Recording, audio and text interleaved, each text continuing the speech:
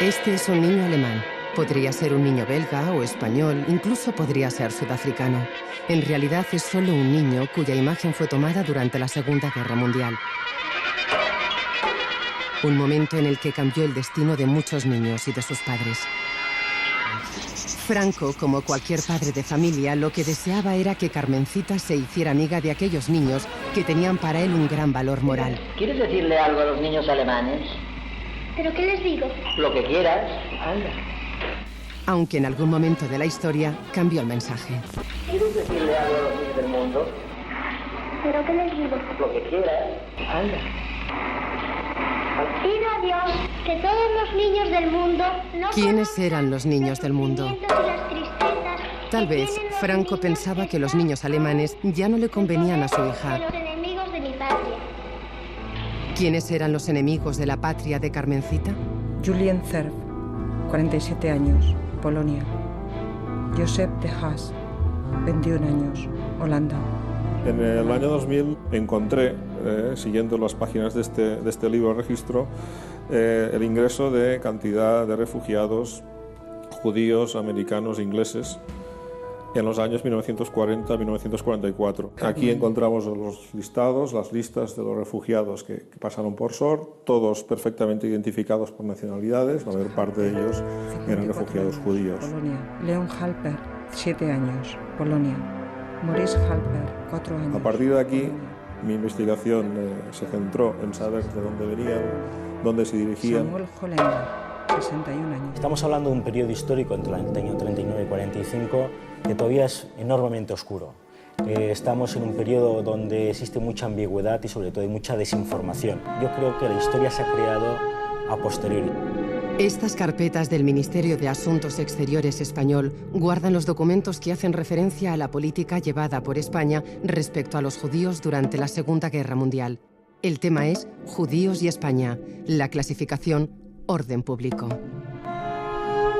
Podemos ver legajos y expedientes del año 48 donde en su propia portada se decía no revisar por parte de los investigadores. Pero también otros expedientes como el año 67 donde también se dice no divulgar. La desaparición de documentos, la desaparición de páginas concretas o la dificultad para encontrar la referencia entre un documento y otro, eso ha sido básico y sobre todo con mucha intención entre el 46 o 48.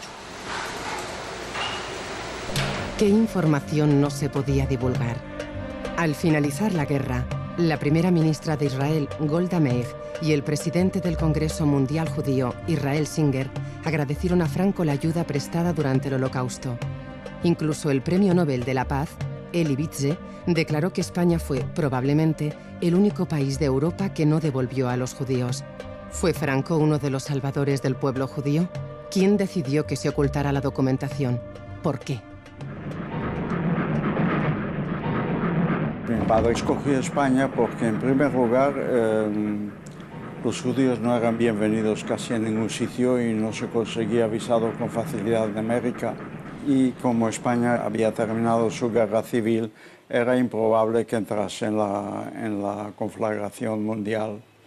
Así que él se estableció en Barcelona en febrero o marzo de 1940. Pero nosotros nos quedamos atrapados en Budapest porque estalló la guerra, se cerraron las fronteras. Como el padre de Jaime Bándor, miles de judíos cruzaron los Pirineos huyendo del futuro que les esperaba. Durante los 2 primeros años de guerra, Alemania autorizó la marcha de la población judía. Hasta 1942, año en que ordenó el exterminio, la población judía tenía una opción si huía. Fueron pocos los países que les aceptaron y muchos los que en tiempo de guerra obstaculizaron los trámites de los judíos. España concede visados de tránsito siempre que los refugiados cumplan todos los requisitos. Pasaporte, visado de salida y de entrada, un billete de barco, muchos documentos y dinero para el que huía con lo puesto. Pero aún así, según se puede leer en el Museo de la Memoria del Holocausto, entre 1939 y 1941, España permitió la entrada de casi 30.000 refugiados judíos. Para el régimen español, los judíos, en especial los sefarditas, no eran considerados los máximos enemigos. En la línea roja se situaban los republicanos, antifascistas y masones.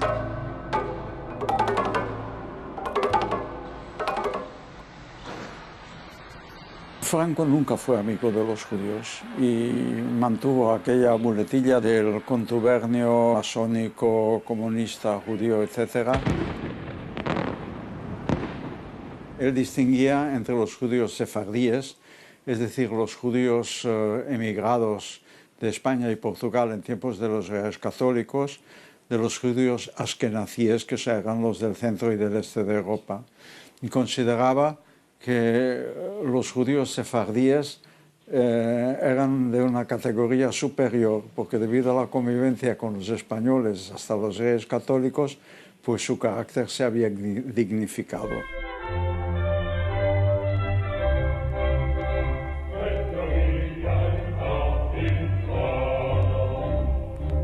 Cuando queremos dilucidar cómo actuó Franco con respecto a los judíos, tenemos que entender que se relacionó 4 tipos de judíos.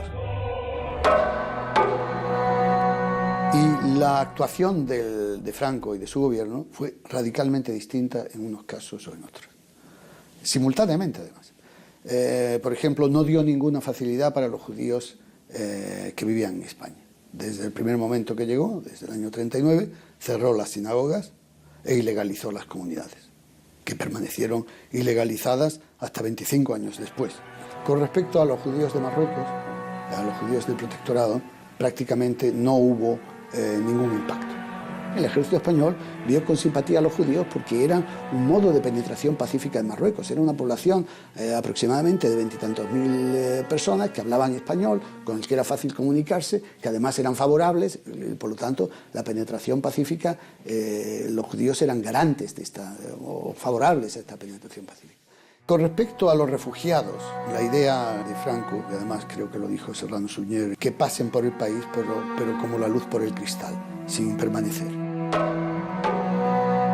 Yo creo que ahí fue a los sefardíes de nacionalidad española, fue la parte que yo entiendo incluso más difícil de todas, es decir, porque eran judíos con nacionalidad española y les dificultó extraordinariamente el que vinieran a España, porque él no quería tener judíos en España.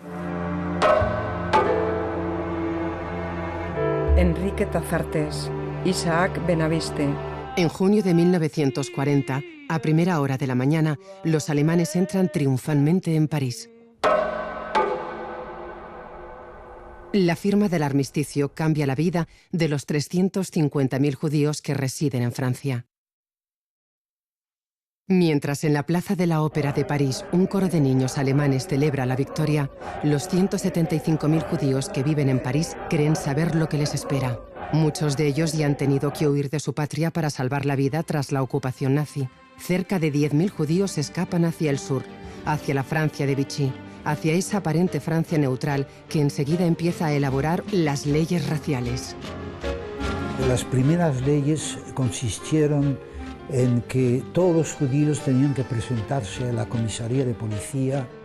El padre era español, había conseguido la nacionalidad española en el año 1924 gracias al decreto de Primo de Rivera, que había otorgado la nacionalidad española a muchos judíos sefarditas. Fue a ver al cónsul de España, que era Bernardo Roland, y Bernardo Roland le dijo: señor Papa, usted es ciudadano español, en España no hay leyes raciales, por lo tanto no hay ninguna razón para que usted se vaya a la comisaría para apuntarse como judío. Y tampoco yo no quiero que se estampe en su documento de identidad la letra J. En 1940, Bernardo Roland, cónsul español en París, informa al Ministerio de Exteriores que las medidas antijudías también van a aplicarse a los 2.000 sefardíes que residen en la capital francesa. Mediante cartas de protección, el cónsul consigue que judíos españoles, como la familia Papo, sean excluidos de la mayoría de las leyes antijudías. Pero Serrano Suñer escribe a Lequerica, embajador en París, desvinculándose de la política del cónsul. El gobierno español no puede poner dificultades, aun en sus súbditos de origen judío, para evitar se sometan a medidas generales, conservando una actitud pasiva. Bernardo Roland busca argumentos legales basándose en un decreto del general Primo de Rivera. Esa es la base legal, pero ese decreto era un decreto transitorio, que además había finalizado ya en los años 40, o sea, había finalizado casi 10 años antes, con lo cual los cónsules se agarran a ese decreto a sabiendas que el propio decreto ya estaba periclitado, y que la inmensa mayoría de los sefardíes, poquísimos, estamos hablando que igual unos pocos cientos de sefardíes en todo el mundo se habían acogido a ese decreto, porque no había publicidad, porque no había manera de conocerlo. El temor se instala en Europa. Alemania es una maquinaria humana que parece imparable. Franco ve una oportunidad de reconstruir el antiguo sueño del Imperio español si se une a Hitler y a Mussolini. España cambia su aparente neutralidad por la no beligerancia. De hecho, España ya permitía que los submarinos, aviones y barcos alemanes repostaran en los puertos españoles y los agentes de la Gestapo controlaban el país. Pero el mayor apoyo para Alemania es la exportación de wolframio, un mineral imprescindible para la maquinaria de guerra.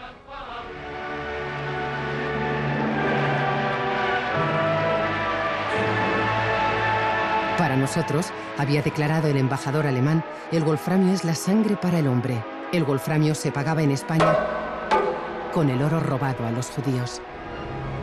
Reichsminister von Ribbentrop begrüßt den spanischen Außenminister Serrano Suñer. Serrano Suñer es enviado a Alemania. Se inician los contactos hispano-alemanes con vistas a desarrollar el Plan Félix, cuya finalidad es controlar el Mediterráneo mediante la ocupación de Gibraltar. España falangista de Franco trae al Führer del pueblo alemán su cariño y su amistad y su lealtad de ayer, de hoy y de siempre. Himmler, jefe de las SS y responsable directo de los campos de exterminio, visita España para firmar un convenio de colaboración entre la Gestapo y el régimen franquista. Las comunidades judías que viven en la península temen que las medidas antijudías alemanas se legislen también en España. El gobierno de Franco durante el periodo de la Segunda Guerra Mundial no desarrolla ninguna ley racial ni ninguna ley por escrito que sea discriminatoria respecto a los judíos. Sí, lo que realiza es que no autoriza ni el culto ni se les autoriza a ejercer ciertas profesiones de forma con tolerancia. Y en los años 40 y 41 incluso hay un elemento de cierta antisemitismo por parte del régimen, motivado básicamente por la influencia de la Gestapo. En esos momentos los dirigentes de la comunidad judía de Barcelona son detenidos en algunos casos. Bueno, mis recuerdos más antiguos son aquellos que los que mi madre me explicaba, que cuando yo nací en el año 41, en octubre, mi abuelo no estaba porque estaba internado en el penal de Burgos, estaba en la cárcel. Y Franco, las tropas de Franco, los políticos de Franco lo pusieron en la cárcel por judío masón. A los judíos nos miraban de una manera...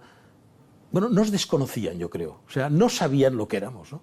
Y como decían que habíamos matado a Jesús, pues es que éramos malos automáticamente, ¿no? Y una vez más la religión y la política se mezclaban, ¿no? Franco es un claro partidario de entrar en guerra junto a Alemania en contra de Inglaterra. Esto se sabe tanto en las entrevistas que difunde Serrano Suñer con Ribbentrop en Berlín, como en la famosa entrevista de Hitler y Franco en Hendaya el 23 de octubre de 1940. Entonces, Franco le pide a Hitler una pequeña imperio colonial, con Marruecos francés, parte de Argelia, por supuesto Gibraltar, la ampliación de Guinea y la ampliación del Sáhara. Esto se sabe por la documentación alemana. Casualmente, en ningún archivo español podemos encontrar la minuta de la reunión. La minuta de la reunión es alemana y fue difundida por el ejército americano. ¿Por qué motivo las minutas españolas desaparecieron? ¿Quién estaba interesado en que no se supiera realmente los términos en los que hablaron Franco y Hitler? ¿Qué quería ocultar el régimen español? Bluma Brin, 49 años, Polonia. Ellen Fogelbaum, 31 años, Polonia. Serafino Frankel, 34 años, Polonia. La embajada alemana presiona al régimen español para que impida el paso de refugiados. El embajador alemán von Stuga envió un informe a Alemania sobre la situación de los judíos en España y dice que para el régimen franquista el judaísmo es más un fenómeno religioso que racial. Churchill designa embajador a Samuel Joage. Su misión, impedir la entrada de España en la guerra. Se concede un crédito comercial a España con la aprobación de Estados Unidos. Pero en España, nuevos decretos dificultan drásticamente la concesión de visados de tránsito. La situación de los refugiados judíos que esperan atravesar España se complica cada vez más. En julio del 1941 empezaron las primeras redadas, organizadas por la policía francesa, y en estas redadas hubo varios judíos de nacionalidad española que fueron llevados al campo de Drancy, en las afueras de París. El campo de Drancy posteriormente fue un campo de tránsito para llevar a los judíos a los campos de exterminio.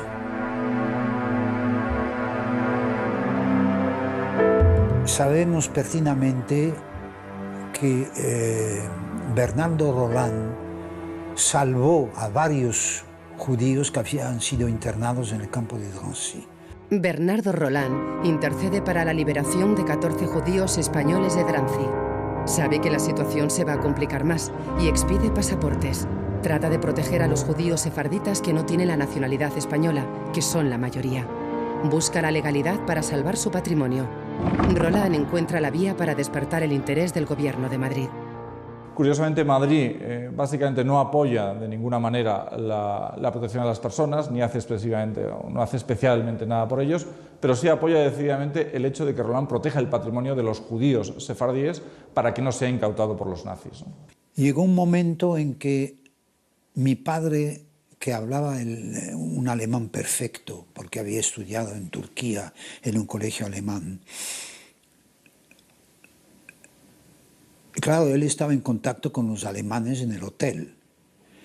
Y llegó un día en que un periodista vienés que estaba en el hotel, alojado, habló con mi padre y le dijo: señor Papo, tenga usted cuidado, porque lo han denunciado como judío.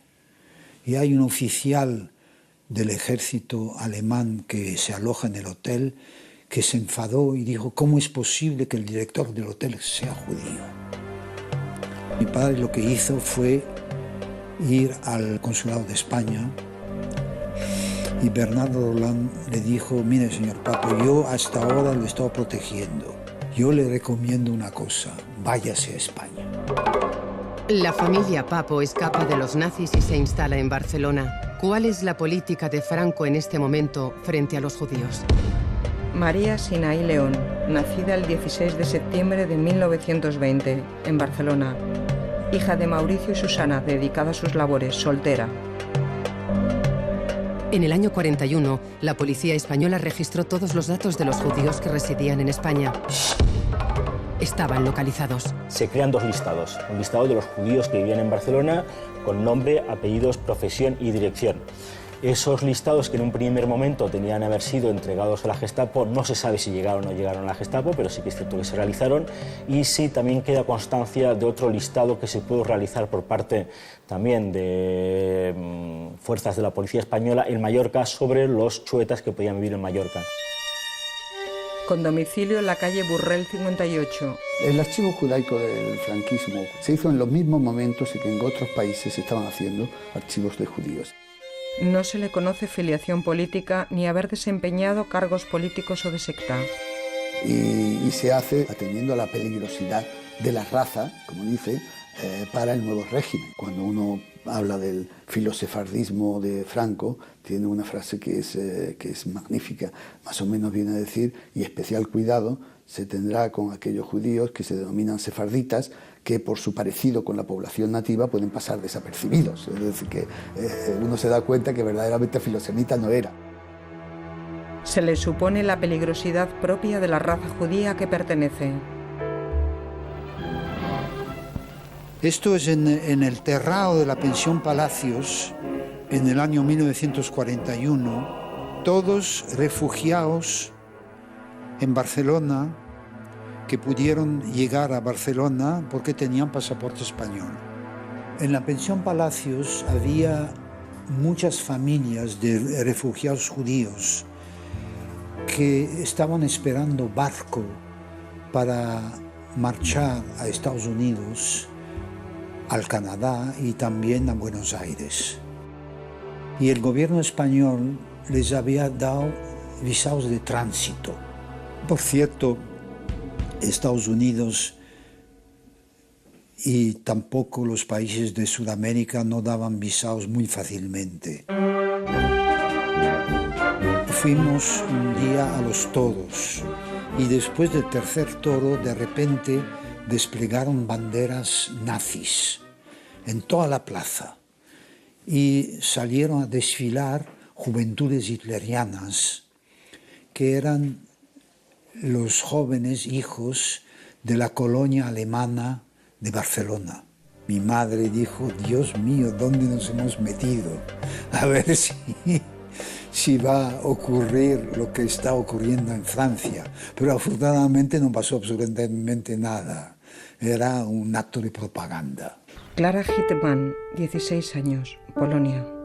Samuel Hollander, 61 años, Polonia.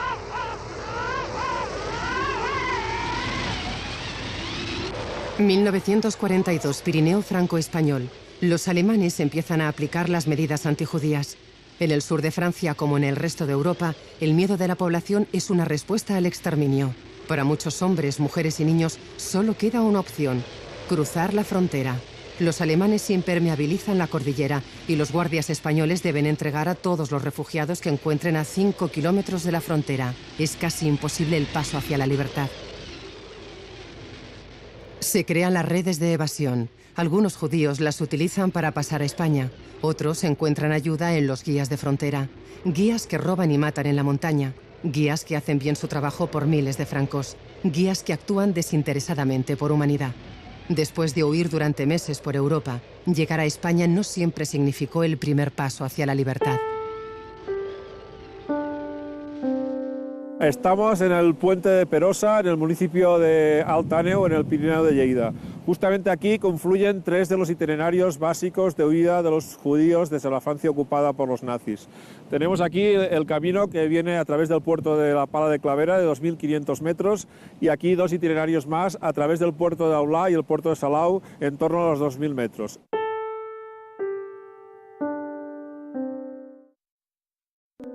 La normativa obligaba a ser repatriados a todos los detenidos, pero a la práctica tenemos casos el mismo día que fueron retornados, otros grupos no fueron retornados, dependía un poco de la voluntad del guardia civil de turno. Muchas familias judías, sabedoras de que su posible repatriación a Francia podía significar su envío a campos de concentración y exterminio, pues optaron por decisiones dramáticas como autolesionarse y en algún caso extremo de suicidarse en cárceles españolas para evitar su más que probable entrega a los nazis.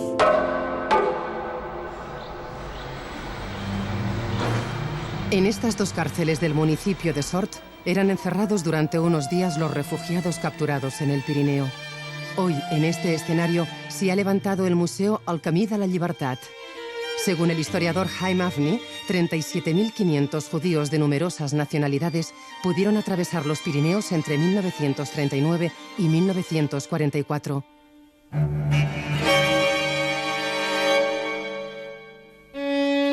La cárcel de mujeres, 3 metros cuadrados, sin agua ni inodoro.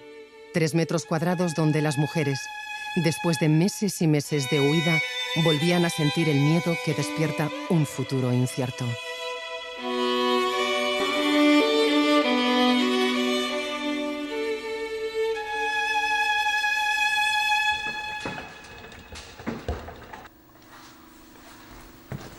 El Archivo Municipal de Sort guarda miles de nombres ordenados en expedientes. De aquellos refugiados que atravesaron los Pirineos para salvar la vida, aún queda su huella.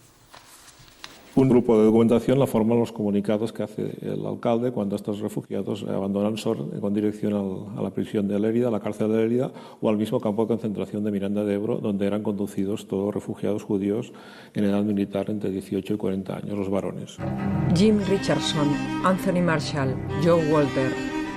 Joe Walter, ciudadano norteamericano, realmente era un ciudadano polaco, nacido en Polonia y residente en Francia, que dio este nombre falso para evitar, en este caso, por ser repatriado a Francia. Tenemos casos significativos. Por ejemplo, en este caso, Clochelle fue un bebé que junto a su familia cruzó los Pirineos gracias a la ayuda de Jean Rogal, una guía ocasional francesa. Olu-les-Bains, un pequeño municipio del Pirineo francés. En estas casas vivieron durante meses judíos procedentes de toda Europa que habían llegado hasta el sur de Francia huyendo del exterminio. Finalmente fueron capturados, finalmente fueron confinados en este pequeño pueblo, en una etapa previa a su deportación. De ellos solo queda una placa con sus nombres, un pequeño monumento de mármol y mucho silencio.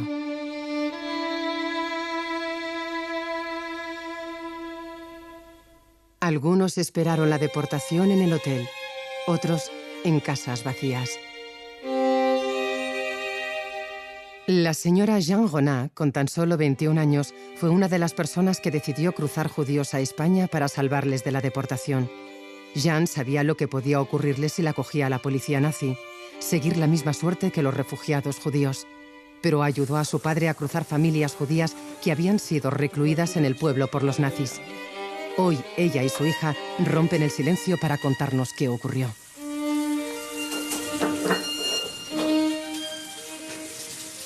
Fais attention, tu as le gang, je te le recommande. Les premiers juifs sont arrivés au début de 1942. Et dans les endroits où ils étaient logés, ils avaient leur nom et le paiement parce qu'ils payaient.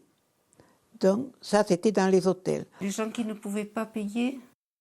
Il y avait une solidarité entre juifs. Alors, ceux qui ne pouvaient pas payer, ils avaient de l'argent qui venait d'une association entre eux. Pour ceux qui aidaient les juifs, est-ce qu'ils étaient conscients qu'ils couraient un danger? Oui, on était conscients. Seulement, le village, il y avait encore la force des anciens combattants de 14. Il y avait une certaine force. Celui qui voulait vous dénoncer, il fallait qu'il fasse attention parce que l'autre, vous comprenez, il y avait une certaine solidarité. Comment ton père a-t-il commencé à prendre contact avec des personnes juives pour les passer de l'autre côté, en Espagne? Il a pris contact parce que ces personnes sont venues de la part du maître d'hôtel Raphaël Calvé, où il demeurait, en novembre. Et les Juifs ont attendu, ils auraient pu partir tout l'été. Mais seulement là-bas, Franco ne les recevait pas non plus. Il y en avait ils se sentaient ramassés aussi dans les camps de concentration de Franco. Non, c'est prison. Et ici, ils étaient quand même un semblant de liberté. Ils croyaient au gouvernement de Vichy. Mais ils y croyaient jusqu'à la rafle quand ils ont vu que c'était l'armée française, enfin, les gardes mobiles, on appelait ça, les gardes mobiles français, qui ont venu faire la rafle.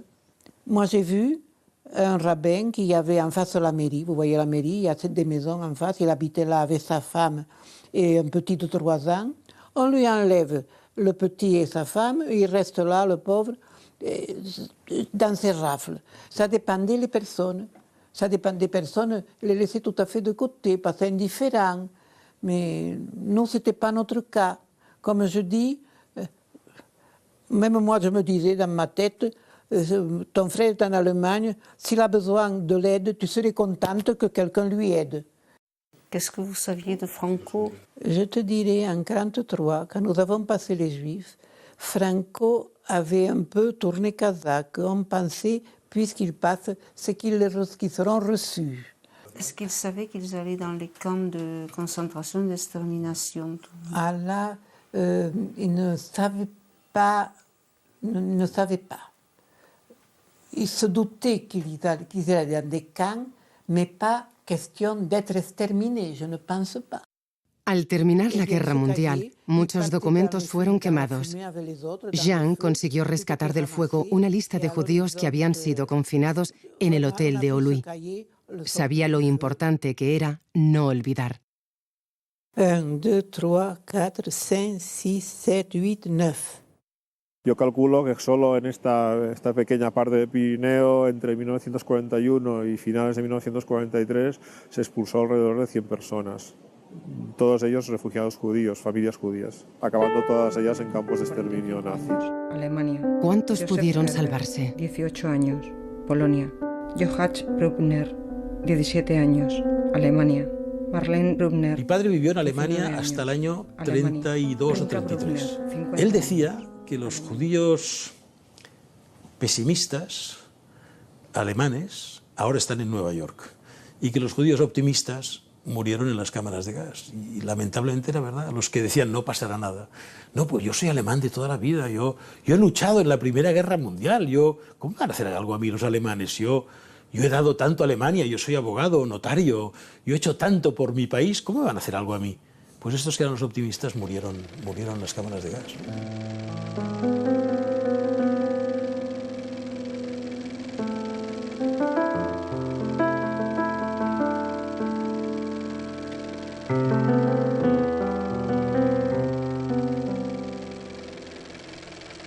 Los refugiados varones en edad militar capturados en España eran enviados a cárceles o a campos de concentración. El mayor era el de Miranda de Ebro. Las condiciones de salubridad eran críticas. Una huelga de hambre seguida por 3.000 presos provocó una dura reacción internacional. El régimen debe cambiar la política en Miranda si no quiere represalias económicas de Estados Unidos y Gran Bretaña. A partir de 1943, se cambia el término de campo de concentración por el de depósito de detenidos. Las organizaciones benéficas de ayuda a los judíos fueron los primeros en actuar. A mediados de 1942 se permite la llegada de un representante de la organización judía American Joint, Samuel Sequerra. Se encarga de la asistencia de los judíos encarcelados, organiza la acogida de los que llegan por el Pirineo, tramita su salida hacia Palestina. En el Palacio de El Pardo, como en otro tiempo en su cuartel general, el jefe del Estado español se consagra a la tarea de regir y gobernar a nuestro pueblo. Franco lo sabía. Alemania había concedido a 10 países aliados o neutrales la posibilidad de repatriar a sus súbditos judíos. Entre estos países se encontraba España.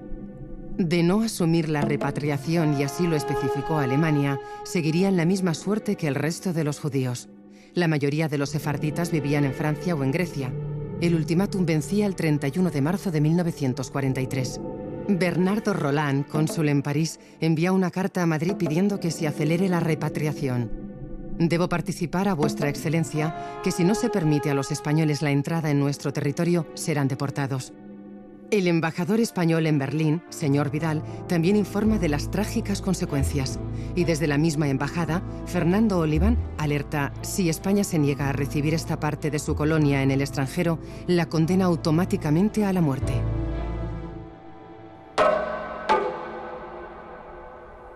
Destacaría un mensaje que tuve ocasión de leer del ministro de Asuntos Judíos alemán, en el cual destacaba la esquizofrenia del régimen de Franco, porque decía lo siguiente: este régimen quiere declarar, o acepta de alguna manera, aunque sea tácitamente, que se declare españoles a sus judíos, pero luego no los quiere en España. ¿Qué tipo de país es aquel que declara ciudadanos suyos a unas personas y luego no los quiere en su país? Jordana propone la salida de los sefardíes a un tercer país, pero Alemania no lo acepta. Finalmente, el 15 de marzo del 43, el gobierno franquista comunica su autorización. Los súbditos españoles pueden entrar en España en grupos cerrados. Aquellos que solo tienen el estatuto de protegidos son descartados.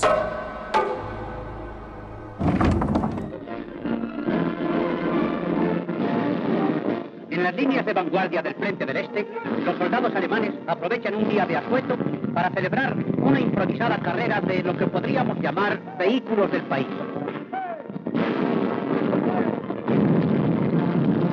El avance aliado en el norte de África y la batalla de Stalingrado marcan un giro en la contienda. El ministro Jordana es más receptivo a las demandas aliadas: cese de la exportación de minerales a Alemania, mayor permisividad para los refugiados y control de la Gestapo. España vuelve a declararse neutral y regresa la División Azul a pesar de las simpatías que el régimen de Franco sigue manteniendo por Alemania. Resulta salga vencedor el jefe de la compañía. Muy orgulloso de su éxito, entre el mayor regocijo de todos. En 3.600 papeles nunca encontrarás nada respecto a Franco, la actitud de Franco, salvo en un documento que dice el ministro de Exteriores, general Jordana, y que informa al ministro del Ejército. Dice, el ministro de Asuntos Exteriores, general Jordana, informa a su colega del Ejército, general Asensio, que el caudillo no autoriza la instalación en España de cientos de sefardíes de nacionalidad española que se encuentran en Europa, bien en campos de concentración, bien a punto de ir a ellos, y que solo mediante su repatriación podría salvar sus ideas. El 30 de abril de 1943, España supo que también se aplicaría el ultimátum alemán a Grecia, donde se encontraba la gran comunidad sefardí de Salónica. Si Madrid no actuaba con celeridad, los sefarditas griegos serían exterminados.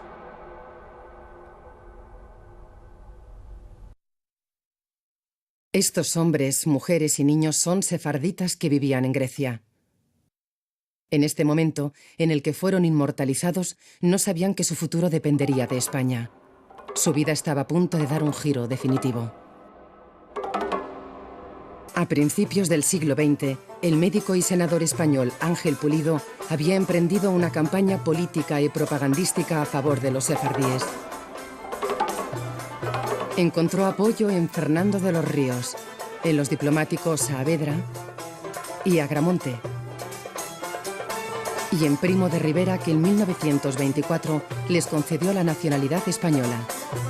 Ángel Pulido se sorprendió al encontrar una revista escrita en español arcaico, Hispánica. En Salónica, el idioma principal era el ladino. Las ancianas habían transmitido el legado de la lengua a sus íxicos.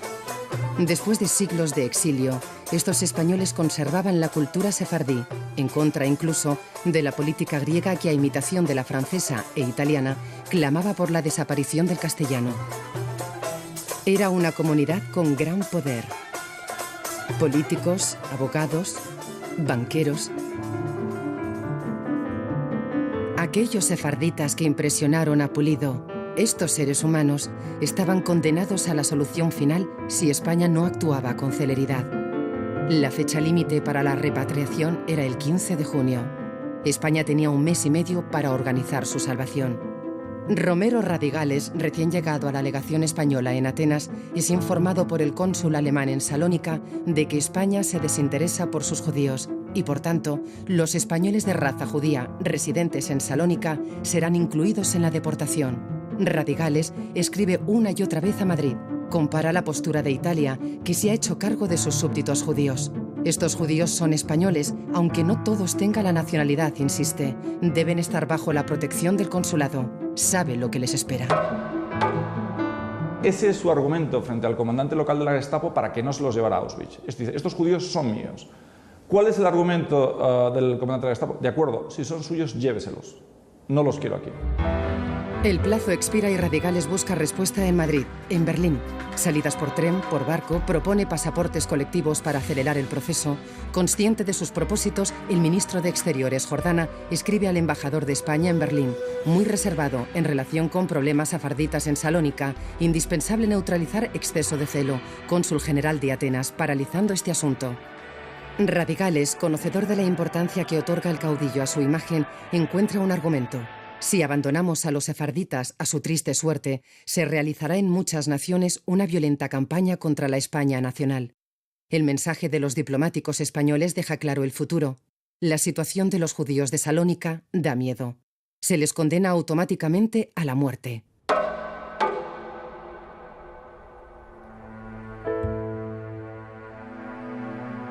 Llegará un día en que, sabiendo lo que iba a ocurrir, nos hayamos lavado las manos como Pilatos, abandonando a su triste suerte a estos, al fin y al cabo, compatriotas.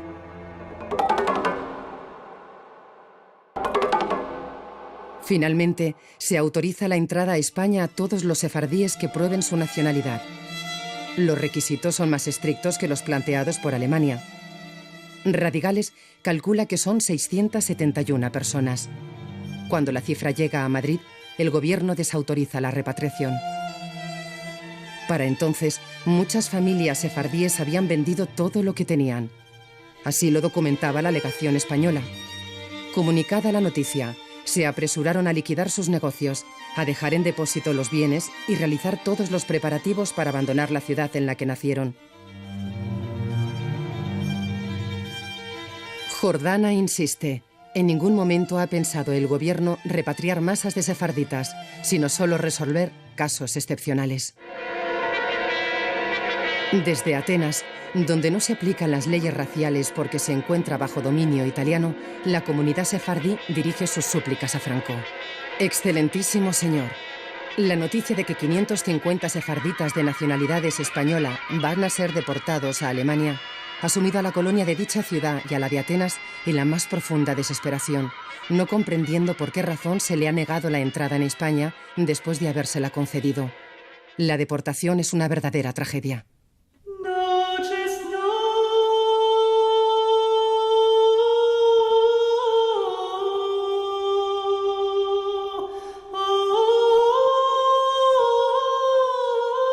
No abandonéis a estos desgraciados. En vuestro generoso corazón confiamos nuestra salvación, termina pidiendo la carta. Rina Botón, Eda Botón, Alberto Botón, Lili Botón, Raúl Saporta, Bea Eliaquellín, Moisés de Gibrecanetti.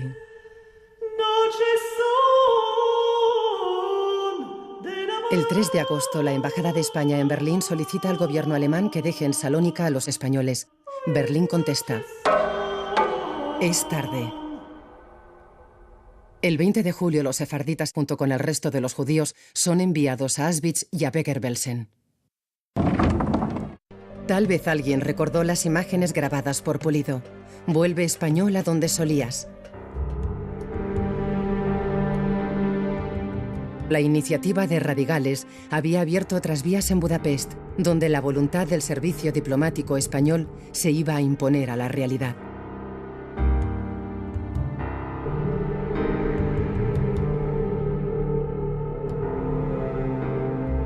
Las tropas alemanas entran en Hungría. Cuando la guerra ya estaba casi perdida para Alemania, las tropas nazis invaden Hungría.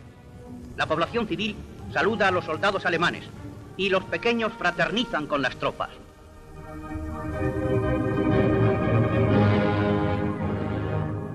Empezaron todas las discriminaciones, las de siempre, las que ya habían implantado en los otros países ocupados por los alemanes.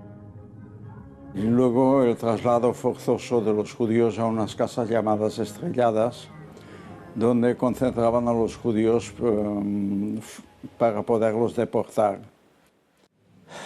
En las casas estrelladas, aparte del hambre, se vivía mucho miedo, porque de vez en cuando pasaban hacia redadas, tanto los nazis alemanes, la SS, como los nazis húngaros, que se llamaban cruces flechadas. Nosotros no sabíamos que existía Auschwitz, pero sí que se sabía que a la gente a la que se llevaba pues ya no volvía más.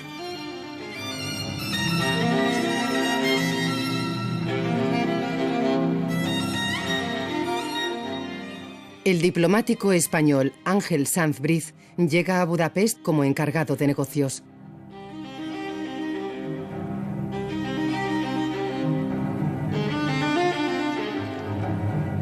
A través de un grupo sionista, conoce el horror que está sucediendo en Auschwitz y envía un informe a Madrid que no recibe respuesta.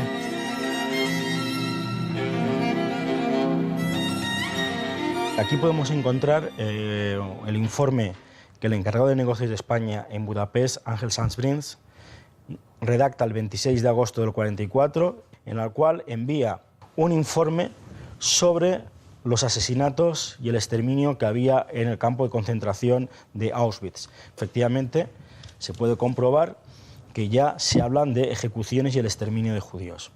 Una vez que llegó este informe al Ministerio de Exteriores en Madrid, las autoridades españolas podrían haber tenido una mayor rapidez en lo que hubiera sido su intención de sacar judíos sefardíes, judíos de nacionalidad española que estaban en Auschwitz, porque la verdad es que hasta entonces podían haber tenido ciertas dudas si eran campos de concentración o campos de trabajo, pero a partir de este informe se ve claramente que es un campo de exterminio. Se le autoriza a Sanz Briz a expedir 200 salvoconductos para familias sefardíes, pero Sanz Briz los multiplica para proteger a todos aquellos que necesitaran ayuda. Además, expide 2000 cartas que dejan al portador de la misma bajo la protección de la Embajada española. Desgraciadamente, pues el bien y el mal son inherentes a la naturaleza humana y no se trata de los alemanes o de los sudaneses, etc. Todo el género humano en ese sentido es igual. Como la opción del bien siempre existe, pues estos diplomáticos neutrales, generalmente sin ningún beneplácito de sus respectivos gobiernos, pues empezaron a proteger judíos y llegaron a proteger decenas de miles de judíos con estas cartas de protección. Con fondos donados por organizaciones judías y dinero particular, alquila edificios que declara como parte de la Embajada española en Budapest. A esas casas lleva a los judíos que puede rescatar de la deportación. Nosotros fuimos a pagar a una de las 4 casas españolas que alquiló el diplomático Sandbridge. La vida en esas casas pues era un horror, solamente superado por el gueto. Vivíamos 51 personas en 2 habitaciones y media. Había un solo lavabo para las 51 personas, con la particularidad de que el cuarto de baño también estaba habitado. Encima de la bañera había unas tablas donde dormían 2 personas y otros dormían en los pasillos, en la cocina, etc. Sandbridge contó con un colaborador inestimable, Giorgio Perlasca, un buscavidas que vendía ganado al ejército alemán hasta que vio cómo trataban a los judíos. Decidió entonces unirse a la labor de la legación española. Perlasca, que sabía cómo manejarse en el comercio, conseguía comida y bienes para las personas protegidas en las casas españolas. Tanto Sandbridge como Perlasca iban por las estaciones con papeles en blanco, sacaban a los niños que iban a ser deportados, los metían en el coche consular, que era extraterritorial. Rápidamente rellenaban los papeles y decían que ellos eran protegidos de la legación de España. Ya salvaron muchos niños. No es que lo hiciera de espaldas al régimen de Franco, porque él informaba semanalmente al gobierno de sus acciones y de la situación de los judíos en Hungría, pero lo hacía de una forma dulcificada para que no le parasen los pies. Pero ya era una época en que Franco estaba cambiando de política, porque se veía que Alemania, Italia, etcétera, Japón iban a perder la guerra, y además él necesitaba coartadas para después de la guerra para decir que él realmente era neutral, lo cual no era cierto. En 1944, Winston Churchill, en un discurso en la Cámara de los Comunes, agradece al gobierno español su neutralidad. El discurso provocó protestas en círculos políticos anglófonos. Churchill declara: «No me preocupa Franco, pero después de la guerra no quiero tener una península ibérica hostil hacia mi país».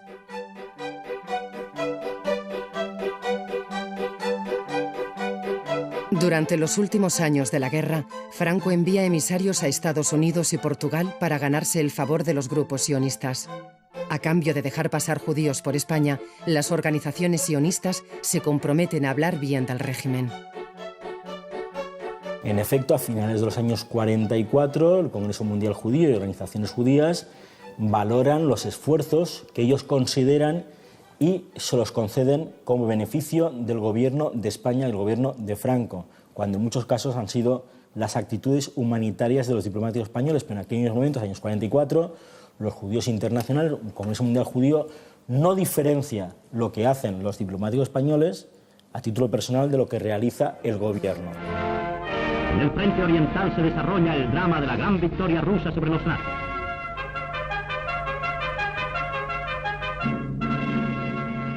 Mientras en Nuremberg se juzga el mal radical, Franco se enfrenta al juicio de las Naciones Unidas.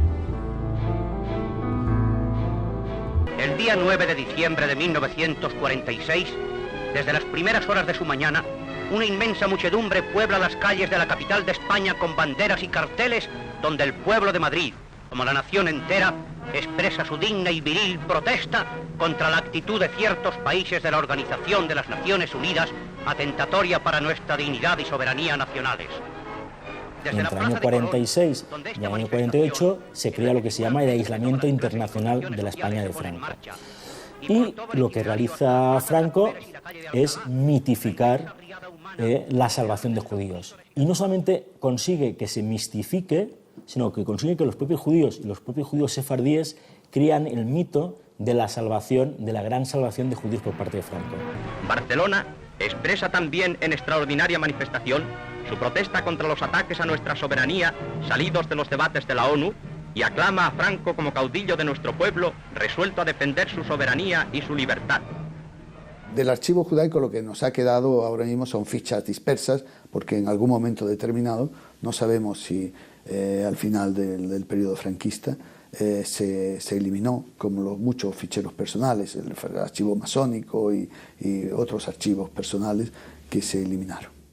Thanks to the thousands of souls who follow our movement in defense of civilization. Ni fue filosemita Franco, ni fue antisemita Franco, ni fue un antisemita furibundo, y probablemente tenía parte del antisemitismo tradicional, el antisemitismo que está en esa memoria más difícil de ocultar, ¿no? Ida Bella Brunswaller, 10 años, Francia. Henry Mendelssohn, 17 años, Austria. Marguerite Mendelssohn, 22 años, Austria.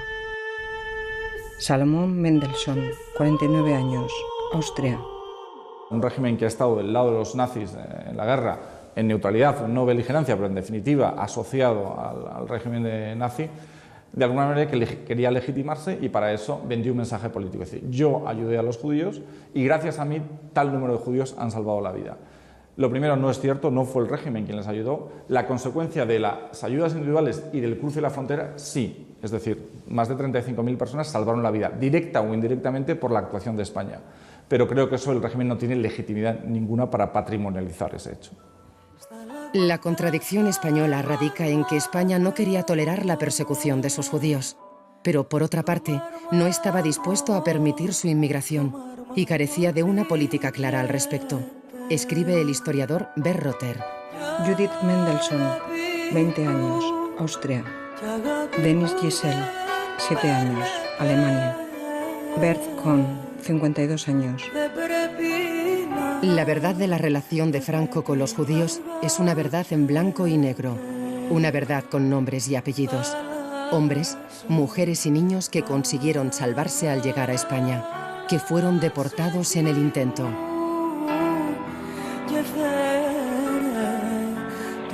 Hombres, mujeres y niños que fueron ayudados por particulares, por diplomáticos.